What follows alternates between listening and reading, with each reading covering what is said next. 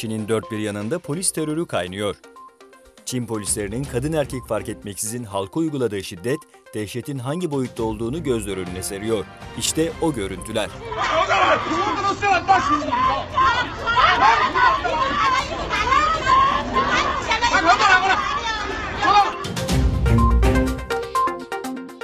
İçişleri Bakanlığı'ndan Aşkal'a geri gönderme merkezindeki sınır dışı işlemleri tamamlanan Afganistan uyruklu 591 göçmenin Erzurum'dan Kabil'e düzenlenecek charter seferiyle sınır dışı edilecekleri bildirildi.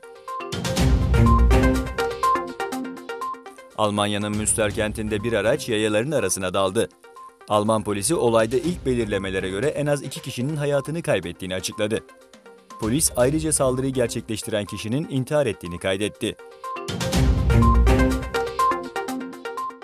Suudi Arabistan'da düzenlenen İskambil Şampiyonası'na 12.000'e aşkın yarışmacı katıldı.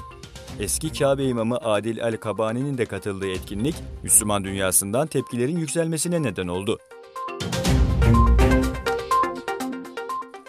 Afrika kıtasında dev çatlak. Kenya'nın güneybatısına dev bir çatlak oluştu. Bilim insanları bunun Afrika kıtasının ikiye bölünme sürecinin başlangıcı olabileceği değerlendirmesinde bulundu.